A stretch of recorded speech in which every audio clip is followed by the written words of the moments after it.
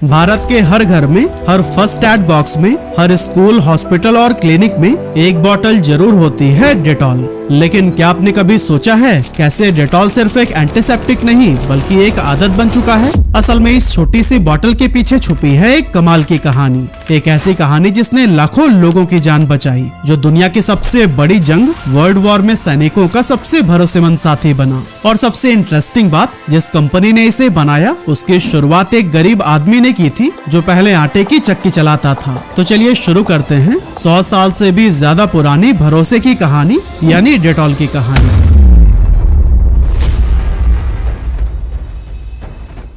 तो दोस्तों story start होती है साल 1840 से, जब इंग्लैंड के एक छोटे से शहर में आइजैक रैकेट ने बड़ी उम्मीदों के साथ एक फ्लोर मिल यानी आटा चक्की की शुरुआत की। लेकिन काफी कोशिशों के बावजूद मुनाफा न के बराबर था और हालात दिन व दिन मुश्किल होते जा रहे थे। पर फिर भी आइजैक ने हार नहीं मानी और वह लगातार मेहनत करते रहे।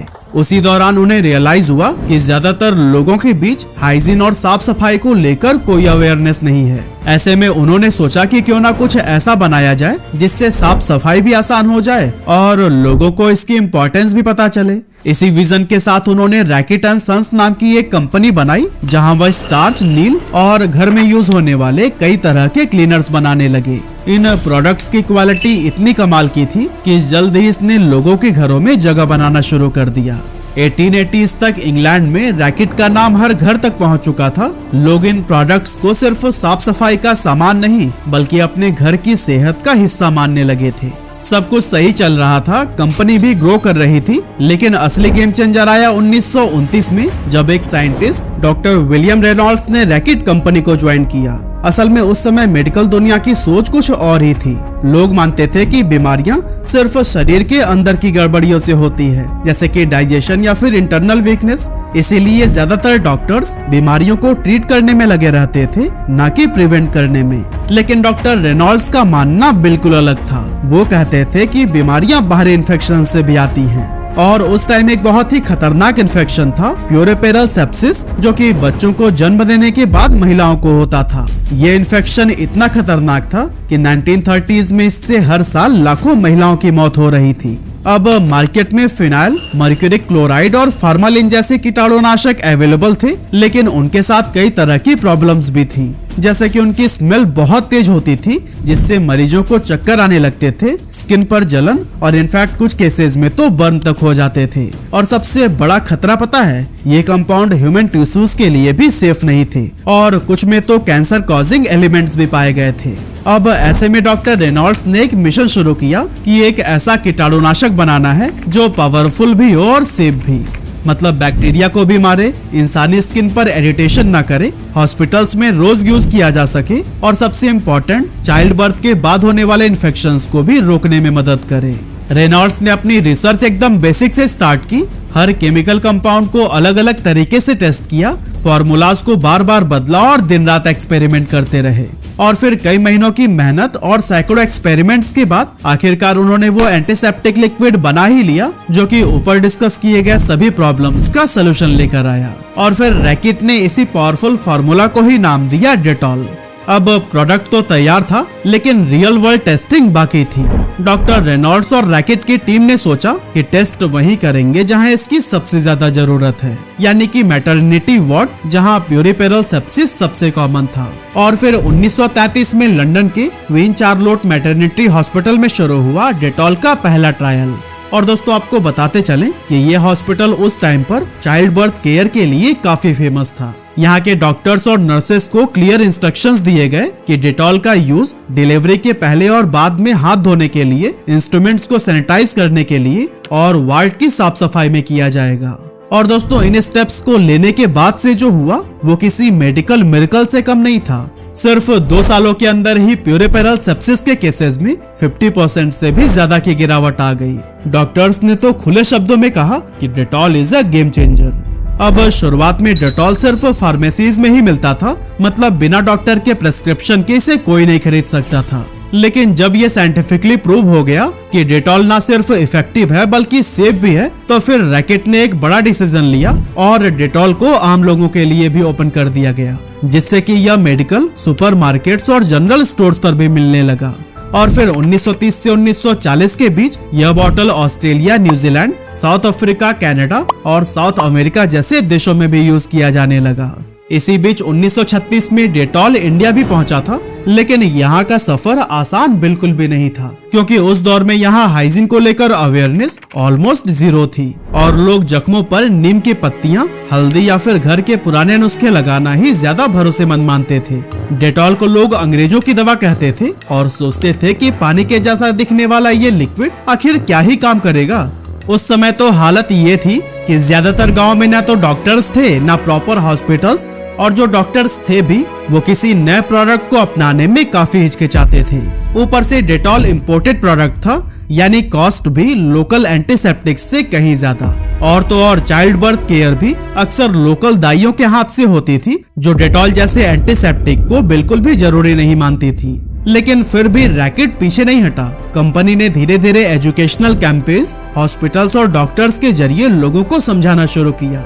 लेकिन तभी इसी बीच आया 1939 और शुरू हो गया वर्ल्ड वॉर 2। युद्ध के मैदान पर सैनिक घायल तो गोलियों से ही होते थे, लेकिन उनकी डेथ होती थी ज्यादातर इन्फेक्शन से। और दोस्तों यहीं पर फ्रंट लाइन वॉरियर बनकर सामने आया डेटॉल। वो लिक्विड जो कभी अंग्रेजों की महंगी दवा कहलाता था, अब बन चुका था जिंदगी बचाने का हथियार। वर्ल्ड वॉर के दौरान डेटॉल की परफॉर्मेंस इतनी असरदार रही थी कि ब्रिटिश गवर्नमेंट ने इसे ऑफिशियली एसेंशियल सप्लाई घोषित कर दिया था।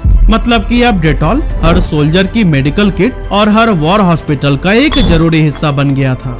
जैसे जैसे वॉर तेज हो रहा था, डेटॉल की डिमांड भी लगातार बढ़ रही थी। लेकिन यहाँ पर एक बहुत बड़ा खतरा भी आ गया था कि बॉम्बिंग अटैक्स की वजह से रैकेट की फैक्ट्री कभी भी डैमेज हो सकती थी। और दोस्तों अनफॉर्चुनेटली अगर ऐसा हो जाता तो फिर पूरी सप्लाई चेन ही रुक जाती। ऐसे में कंपनी ने लिया एक बोल्ड डिसीजन, पूरी मैन्युफैक्चरिंग यूनिट को ही रिलोकेट कर दिया है एक सेफ जोन में, ताकि चाहे कुछ भी हो जाए डेटॉल का प्रोडक्शन बिना किसी रुकावट के चलता रहे। वॉर खत्म होते होते डेटॉल पूरे यूरोप में हाउस होल्ड नेम बन चुका था। और अगर बात की जाए इंडिया की, तो यहाँ भी अब लोगों का परसेप्शन बदलने लगा था। और इसका सबसे बड़ा क्रेडिट जाता है रैकेट कंपनी की स्मार्ट और लोकलाइज्ड अप्रोच को, क्योंकि उन्हें समझ आ गया था कि इंडिया में सिर्फ प्रोडक्ट बेचना ही काफी नहीं है, यहाँ पर लोगों का ट्रस्ट भी जीतना पड़ेगा। कंपनी ने सबसे पहले डॉक्टर्स और हॉस्पिटल्स को टारगेट किया। फ्री सैंपल्स दिए गए ताकि मेडिकल प्रोफेशनल्स खुद इसका असर देख सके और फिर अपने पेशेंट को भी रिकमेंड कर पाएं।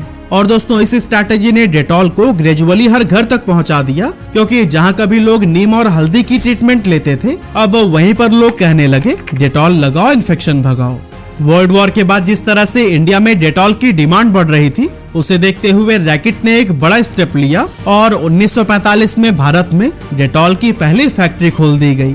बस फिर क्या था, कुछ ही सालों में डेटॉल ऑलमोस्ट हर इंडियन घर का हिस्सा बन गया। 1980 तक एक एस्टिमेट के मुताबिक 65 मिलियन इंडियंस यानी कि 6.5 करोड़ लोगों ने कम से कम एक बार डेटॉल का इस्तेमाल जरूर किया था। लेकिन फिर आया 1999 का दिसंबर महीना, जब डेटॉल की कहानी में आया एक और मेजर टर्निंग पॉइंट। इस साल रैकेट कंपनी का बेनकाइजर एनवी के साथ में मर्जर हो गया और फिर कंपनी का नाम बन गया रैकेट बेनकाइजर। बेसिकली बेनकाइजर एक जर्मन कंपनी थी जिसे 1823 में जोहान बेनकाइजर ने शुरू किया था। शुरुआत में ये कंपनी वाटर सॉफ्टनर और क्लीनिंग एजेंट्स बनाती थी और उनके बनाए गए प्रोडक्ट्स इतने इफेक्टिव थे कि जल्द ही पूरे यूरोप में पॉपुलर हो गए। लेकिन अब सवाल उठता है कि जब दोनों कंपनियों का बिजनेस ठीक चल रहा था, तो फिर मर्जर की जरूरत ही क्यों पड़ी। असल में 1990s के एंड तक रैकेट की ग्रोथ काफी धीमे पड़ने लगी थी। इनोवेशंस का टेम्पो भी थोड़ा स्लो हो गया था और ग्लोबल मार्केट में यूनिलीवर और प्रॉक्टर एंड गैम्बल जैसे नए नए प्लेयर्स की वजह से कंपटीशन भी काफी बढ़ने लगा। मतलब कंपनी को अब कुछ बड़ा करने की जरूरत थी। दूसरी तरफ बेनकाइजर थी एक साइंस ड्रिवन और एग्रेसिव कंपनी, जिसके पास थे वेनिस, वीट और ड्यूरेक्स जैसे फास्ट ग्रोइंग और मॉडर्न प्रोडक्ट्स। लेकिन प्रॉब्लम ये थी कि बेनकाइजर के पास वो डीप डिस्ट्रीब्यूशन नेटवर्क नहीं था जो कि रैकेट के पास में था। यानी कि एक के पास जबरदस्त प्रोडक्ट्स तो दूसरे के पास बढ़िया नेटवर्क और पुराना भरोसा। इसी सोच के साथ दोनों कंपनीज ने एक साथ मिलकर काम करने का फैसला लिया। मर्जर के बाद दोनों कंपनीज ने मिलकर इनोवेशंस को तेज कर दिया, सप्लाई चेन को एफिशिएंट बनाया और मार्केटिंग को बनाया और भी ज्यादा रिलेटेबल। और दोस्तों इन सभी इम्प्रूवमेंट्स का सीधा फायदा मिला डेटॉल को, क्योंकि अब डेटॉल बन चुका था एक लिक्विड से कहीं आके एक लाइफस्टाइल एसेंशियल। 90s के दौरान जब भारत में हाइजीन को लेकर जागरूकता बढ़ने लगी, तब रैकेट बेनकाइजर ने इसे सिर्फ एक एंटीसेप्टिक लिक्विड के रूप में नहीं बल्कि एक हेल्थ एसेंशियल्स की तरह प्रमोट करना शुरू कर दिया। अब डेटॉल सिर्फ घाव या चोटों के लिए नहीं था, अब ये था हर दिन के पर्सनल हाइजीन का हिस्सा। इसके बाद से रैकेट ने लॉन्च की एक पूरी प्रोडक्ट रेंज जिसमें शामिल थे Dettol soap, Dettol hand wash, surface cleaner और हैंड सैनिटाइजर। यानी कि अब लोग सिर्फ दवा की तरह नहीं बल्कि रोजमर्रा की जिंदगी में भी डेटॉल को अपनाने लगे थे। लेकिन फिर आया कोविड-19 पैंडेमिक, एक ऐसा समय जब हाइजीन सबसे बड़ी प्रायोरिटी बन गई थी। इस पैंडेमिक के दौरान हाइजीन के लिए डेटॉल हैंड वॉश और सैनिटाइजर जैसे प्रोडक्ट्स की डिमांड आसमान छूने लगी। इस टाइम कंपनी ने कई सारे अवेयरनेस कैंपेन्स भी लॉन्च किए जिसमें लोगों को बताया गया कि कैसे वायरस से बचने के लिए प्रॉपर हाइजीन रखना बहुत जरूरी है।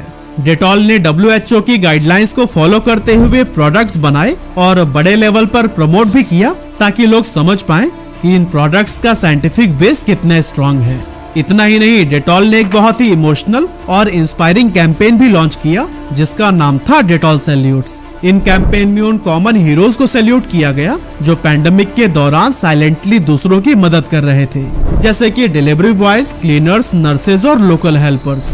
कंपनी ने न सिर्फ उन्हें सम्मान दिया बल्कि फ्री हैंड सैनिटाइजर और क्लीनिंग किट्स भी डिस्ट्रीब्यूट किए ताकि हाइजीन हर जरूरतमंद तक पहुंच सके। इसका असर यह हुआ कि 2020 के फर्स्ट हाफ में ही डेटॉल की सेल्स में 62% की जबरदस्त ग्रोथ देखी गई और इसी के साथ लाइफ बॉय को पीछे छोड़ते हुए डेटॉल भारत का नंबर 1 सोप ब्रांड बन गया।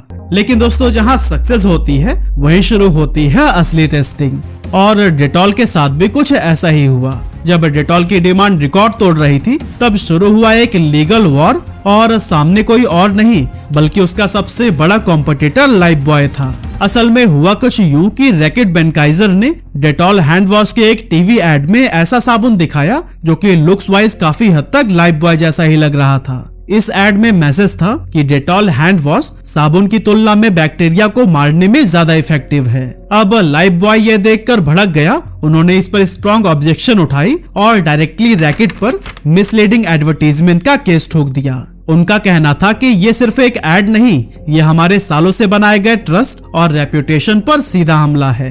ये लीगल केस कुछ ही हफ्तों में मीडिया की सुर्खियों में आ गया। न्यूज चैनल्स, न्यूज़पेपर और डिजिटल प्लेटफॉर्म्स, हर जगह पर बस यही चर्चा थी, डेटॉल वर्सेस लाइफ बॉय में कौन जीतेगा ये ब्रांड वॉर। अब जहां ज्यादातर ब्रांड्स ऐसे केसेस में लड़खड़ा जाते हैं, लेकिन डेटॉल ने यहाँ भी अपना ट्रस्ट साबित कर दिया, क्योंकि कुछ ही हफ्तों में मामला आपसी समझौते से सुलझ गया। और सबसे बड़ी बात, इतनी बड़ी लड़ाई और मीडिया कवरेज के बावजूद डेटॉल की रेप्यूटेशन पर इसका कोई खास असर नहीं पड़ा, क्योंकि इस लीगल लड़ाई के 1 साल बाद यानी 2021 में डेटॉल का नेट रेवेन्यू पिछले 2 साल के मुकाबले 40% ज्यादा रहा, और वो भी ऐसे टाइम पर जब दुनिया भर की कंपनीज सप्लाई चेन और ऑपरेशंस की दिक्कतों से लगातार जूझ रही थी। अब अगर आज की बात करें तो एंटीसेप्टिक लिक्विड सेगमेंट में डेटॉल का दबदबा इतना जबरदस्त है कि इसने लगभग 85% मार्केट शेयर पर कब्जा कर रखा है। वहीं लिक्विड हैंड वॉश कैटेगरी में भी डेटॉल भारत का सबसे बड़ा ब्रांड बना हुआ है, जहां इसका मार्केट शेयर करीब 60% है। इसके अलावा डेटॉल बार सोप कैटेगरी में न सिर्फ इंडिया का नंबर 1 सोप ब्रांड है, बल्कि UAE, सऊदी अरबिया और मलेशिया जैसे कई सारे देशों में भी ये नंबर 1 की पोजीशन होल्ड करता है। और दोस्तों, डेटॉल की इस मजबूत ग्लोबल प्रेजेंस और दमदार ग्रोथ के पीछे रैकेट बेनकाइजर की जबरदस्त स्ट्रैटेजीज हैं। जैसे डेटॉल ने खुद को हमेशा सेफ्टी, हाइजीन और ट्रस्ट से जोड़ कर रखा। उनकी आइकॉनिक टैगलाइन डेटॉल का धुला सिर्फ एक लाइन नहीं बल्कि एक हैबिट बन गई। एड्स में माँ बच्चों का इमोशनल बॉन्ड दिखाकर डेटॉल ने साफ सफाई को डेली लाइफ का हिस्सा बना दिया। और सबसे बड़ा कदम, पीएम मोदी के स्वच्छ भारत अभियान से पार्टनरशिप कर रूरल इंडिया में हाइजीन अवेयरनेस को भी प्रमोट किया गया। पोस्टर्स, वर्कशॉप, मोबाइल वैन्स और हेल्थ केयर कैंपेन्स के जरिए डेटॉल गांव-गांव तक साफ सफाई का मैसेंजर बन गया। इससे न सिर्फ लोगों का भरोसा बढ़ा बल्कि डेटॉल को मिली एक अलग पहचान, एक जिम्मेदार और सोशली अवेयर ब्रांड की। डेटॉल ने हमें सिखाया, अगर ब्रांड सिर्फ प्रोडक्ट न बनकर एक इमोशन, एक आदत और एक इम्पैक्ट बन जाए तो वो मार्केट नहीं बल्कि दिलों पर राज करता है।